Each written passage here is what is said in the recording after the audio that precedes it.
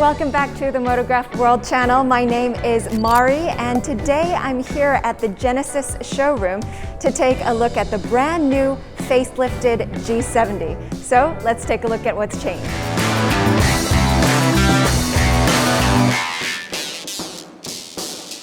There's a lot that's changed in terms of the first impression, although it's just a facelift. So let's take a look one by one. First distinct change that I see is with the lamps, the headlamps as well as the daylight running lamps. It's also been split, and you see the same kind of metal frame and the division in the headlamps, just like the other brothers in the same lineup. So the G80, the GV80 also have this kind of split headlamps, and I believe that the overall design philosophy is to have a unified design look. Not only that, but also the grille as well.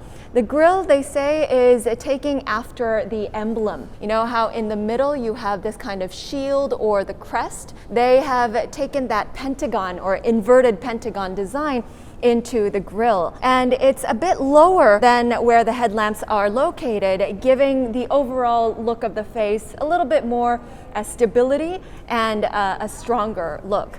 It's actually become much bigger as well compared to the previous version. The previous version, if I remember correctly, was more of an inverted hexagon, but this one you have the inverted pentagon, and it's gotten wider.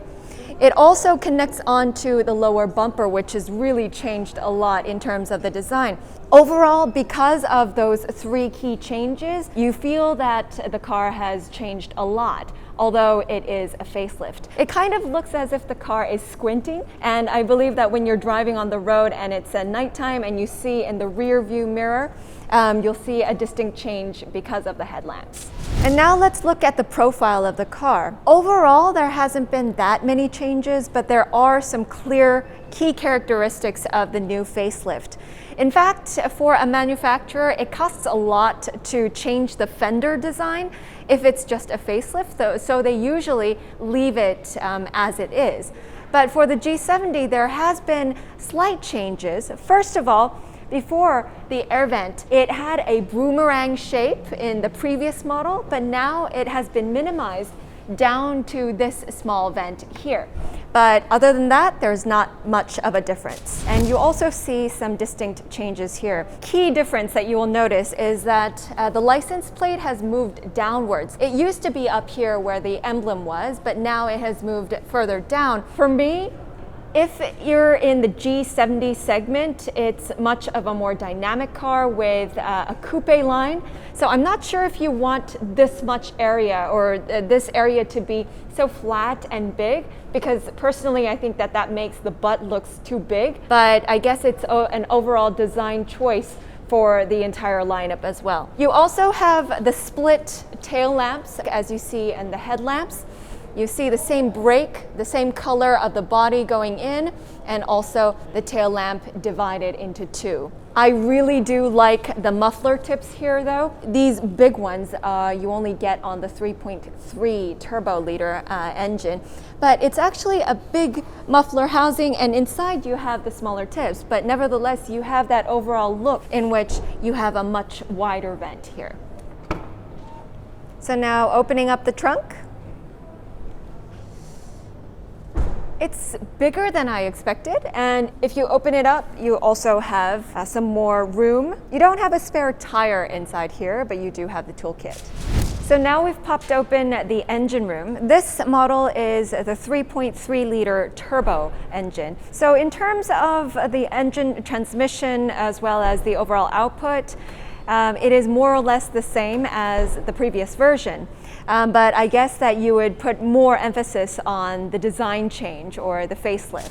So the model that we just saw was Racing Gray. The color name is Racing Gray. This one that we're seeing right now is the 2.0 turbo liter, and it's called Graceful Gray. So you have a choice of 11 different metallic colors and also 3 matte colors, and this is just one of them. So this model is the lapis blue color, and you also see the 19-inch wheel, which is an also new design as well. And here you see the same model in the Tasman blue color.